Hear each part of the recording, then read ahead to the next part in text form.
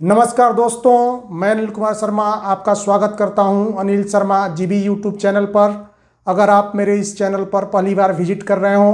तो आपसे आग्रह है कि आप मेरे इस चैनल अनिल शर्मा जीबी को सब्सक्राइब कर लें, ताकि मेरे द्वारा जो भी वीडियो बनाई जाए उसका नोटिफिकेशन आपके पास सबसे पहले पहुँचे और आप मेरे वीडियो को देख सकें। तो दोस्तों, मैं पुनः उपस्थित हूँ कुछ महत्वपूर्ण जानकारियों के साथ। आशा करता हूँ कि आप सभी को ये जानकारी अच्छी लगेगी। अगर आपको ये जानकारी अच्छी लगती है तो आप निश्चित रूप से इस वीडियो पर अधिक से अधिक लाइक करें, कमेंट करें और शेयर करें। तो आज की जो सबसे महत्वपूर्ण खबर है वह यह है कि बिहार सरकार ने विज्ञापन के माध्यम से ऐसे मकान मालिकों से जो है निविदा मांगा है, यानी उनसे टेंडर मांगा है, जिस मकान को बाद में जा कर के नियोजित शिक्षकों या बीपीएससी के माध्यम से जो शिक्षक बहाल हो रहे हैं उनको वह मकान जो है रहने के लिए दिया जा सके। अब यहाँ प्रश्न ये उठता है कि नियोजित शिक्षक या अन्य शिक्षक बहुत दिनों से जो है बिहार के विद्यालयों में कार्य कर रहे हैं, लेकिन बिहार सरकार के मन में एचआरए के बदले जो है आवास देने की विचार इस समय क्यों आई? तो इसके पीछे बहुत सारे कारण हो सकते हैं, लेकिन विज्ञापन के माध्यम से बिहार सरकार ने जो बताया है उसमें बिहार सरकार इस बात की ओर इंगित कर रही है कि बीपीएससी के माध्यम से होने वाले शिक्षक बहाली में जो शिक्षक होंगे उनको दूर दराज के इलाके में भेजा जाएगा, दूर दराज के विद्यालय में उनका योगदान कराया जाएगा और वहाँ उनको रहने में परेशानी होगी, या फिर उनको अपने ज़िले से बहुत दूर जो है विद्यालय में सेवा देने के लिए आना जाना पड़ सकता है। अतः उनके साथ कोई समस्या न हो, इसलिए बिहार सरकार ये चाह रही है कि जहाँ भी जिस शिक्षक का विद्यालय हो उसके आसपास ऐसे मकान मालिक जिनके पास बड़ी संख्या में मकान बने हुए हैं उनसे बिहार सरकार ऐसे मकानों पर लीज पर ले करके और नियोजित शिक्षकों के साथ साथ नॉन नियोजित शिक्षकों को देना चाह रही है। अब जो है आपको जो आवास भत्ता जो है जो 4%, 6% और 8% की दर से मिला करता था, वह भत्ता जो है आपको अब नहीं मिलेगा। उसके बदले आपको बिहार सरकार द्वारा आवास उपलब्ध कराया जाएगा, लेकिन अभी इस प्रक्रिया में काफ़ी समय लगने वाला है। आप सभी जानते हैं कि इसके लिए जो विज्ञापन बिहार सरकार द्वारा पेपर के माध्यम से निकाला गया है उसमें इच्छुक पार्टियों से 4 नवंबर तक अपना जो है टेंडर देने को कहा गया है कि आप किस दर पर, किस शर्त पर जो हम मकान लेना चाहते हैं, जो हम रूम लेना चाहते हैं वह आप देंगे। इस पर जो है ऐसे पार्टियों से 4 नवंबर तक आवेदन जो है मांगा गया है और प्राप्त आवेदन के आलोक में बिहार सरकार 8 नवंबर को इस पर बैठक कर अंतिम निर्णय लेगी, या उसी दिन जो है इस बात की जानकारी सभी को मिल पाएगी कि इस पर जो है आगे क्या प्रगति हुआ है या आगे क्या प्रगति हो सकता है। अब रही बात ऐसे नियोजित शिक्षक जो कि पंचायत या प्रखंड शिक्षक के रूप में अपने गांव या अपने प्रखंड के बिल्कुल नज़दीक कार्यरत है, तो क्या ऐसे नियोजित शिक्षकों को एचआर मिलना बंद हो जाएगा? तो ऐसा बिल्कुल नहीं है। जो भी शिक्षक अपने गांव के नज़दीक पठन पाठन का काम करते हुए अपने घर पर अपने परिवार के साथ रहते हैं उनको निश्चित रूप से एचआर जो है यानी आवास भत्ता मिलता रहेगा। अब रहा प्रश्न यहाँ ये उठता है कि पहले जो है आवास भत्ता जो है 4%, 6% और 8% के दर से मिला करता था, लेकिन अब यह मकान मालिकों के ऊपर निर्भर करता है कि अगर वे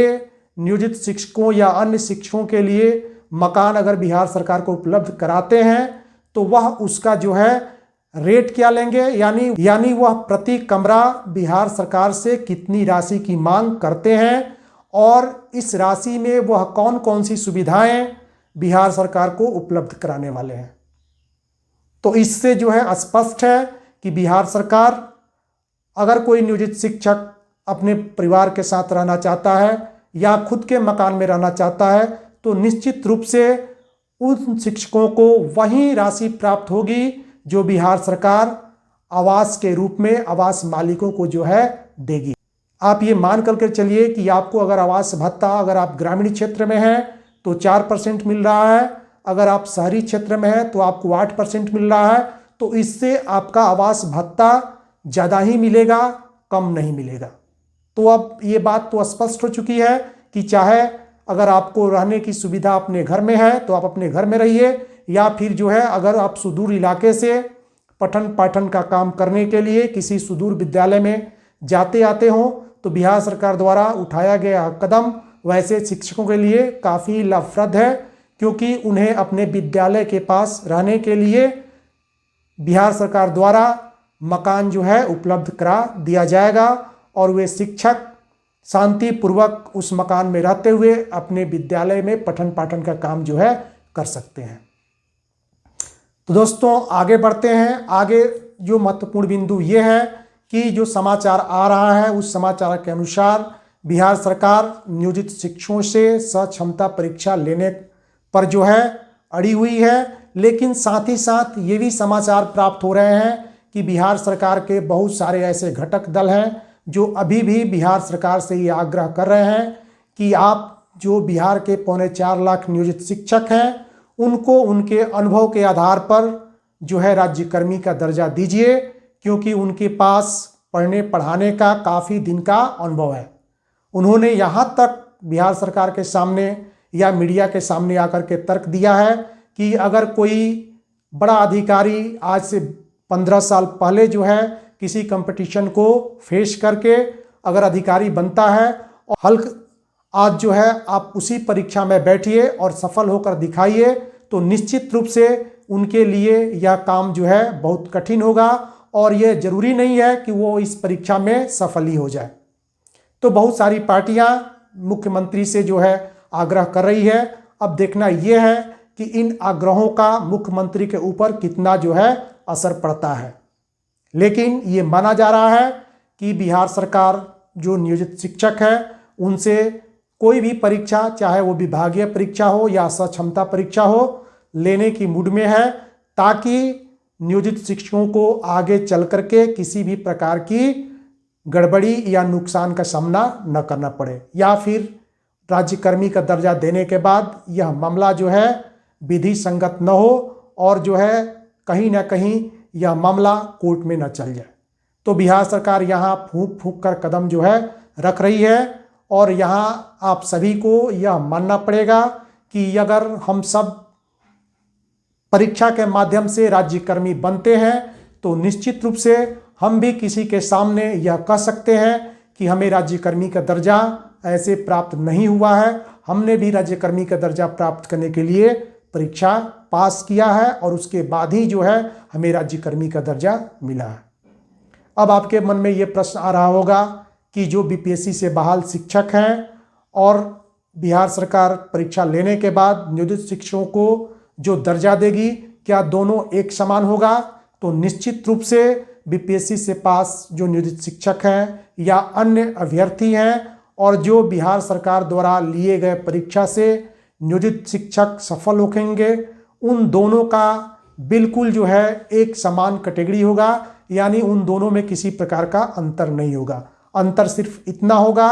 कि बीपीएससी के माध्यम से बहुत सारे जो है अन्य अभ्यर्थी भी चयन करके शिक्षक के रूप में ज्वाइनिंग करेंगे, जबकि बिहार सरकार द्वारा जो परीक्षा आयोजित की जाएगी उसमें सिर्फ बिहार के नियोजित शिक्षक ही बैठेंगे और यह परीक्षा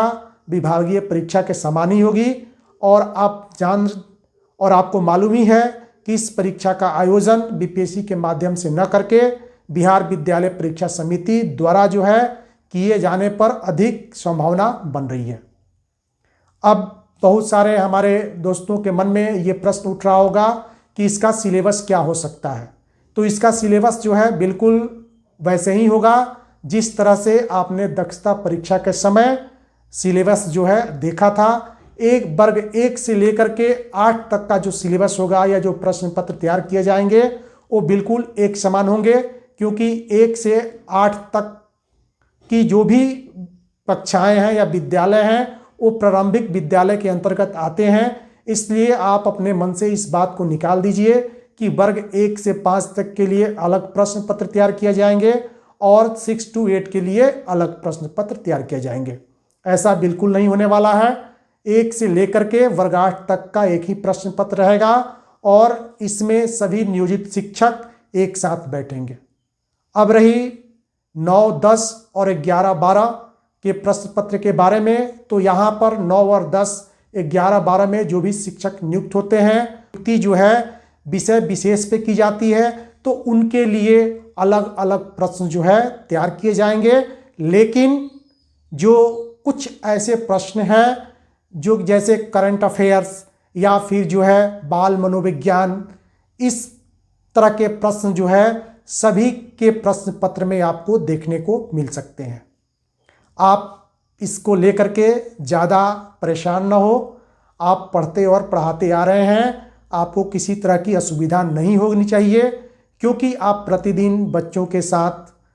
बच्चों के बीच रह रहे हैं और उनके पुस्तकों को आप प्रतिदिन पढ़ा रहे हैं। तो निश्चित रूप से वर्ग 1 से 8 तक का जो प्रश्न होगा वह इन्हीं किताबों से जो है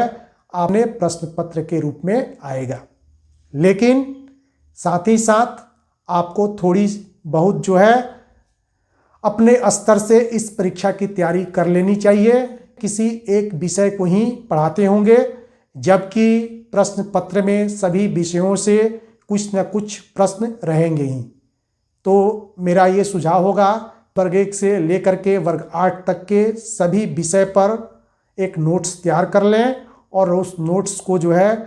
प्रतिदिन जो है अध्ययन करते रहिए। निश्चित रूप से आप जो है सरकार द्वारा ली जाने वाली परीक्षा बिल्कुल सुगमता से सफल हो सकते हैं और इस सफलता के बाद आपको राज्यकर्मी का दर्जा प्राप्त हो जाएगा। अब यहाँ प्रश्न कुछ साथियों ने उठाया है कि यह जो है परीक्षा कितने अंकों की होगी और क्या इसमें मेरिट के आधार पर नियोजित शिक्षकों को राज्यकर्मी का दर्जा दिया जाएगा या फिर जो नियोजित शिक्षक इसमें पास कर जाएंगे उन सभी को राज्यकर्मी का दर्जा दिया जाएगा। तो मैं यहाँ आपको स्पष्ट कर दूं कि यह परीक्षा 100 से 150 अंकों की हो सकती है। एक न्यूनतम अंक जो है निर्धारित रहेगा कि आपको इतना अंक जो है लाना है और जो भी अभ्यर्थी उतने अंक ला देंगे या जो भी शिक्षक उतने अंक ला देंगे उनको राज्यकर्मी का दर्जा जो है मिल जाएगा। और उससे नीचे आने वाले जो भी नियोजित शिक्षक होंगे उनके लिए जब दूसरी बार यह परीक्षा आयोजित की जाएगी वे उसमें बैठ करके सफलता प्राप्त कर सकते हैं। कि बिहार में नियोजित शिक्षकों की संख्या कोई हज़ार नहीं बल्कि लाखों लाख में है और सभी पार्टियों के लिए नियोजित शिक्षक एक तरह से जो है बहुत उपयोगी हैं। ये नियोजित शिक्षक जीत ओर चले जाएं, उस ओर की पार्टी मैच जीत सकती है और जिधर से ये नियोजित शिक्षक अपना मुंह फेर लें तो निश्चित रूप से उस पार्टी का हार होना। तो पार्टियां तो अब समझने ही लगी है। तो दोस्तों आशा करता हूं कि आपको आज की ये जानकारी अच्छी लगी होगी। अगर आपको ये जानकारी अच्छी लगी हो तो निश्चित रूप से आप इस वीडियो पर लाइक, कमेंट और शेयर करें। फिर मिलते हैं अगले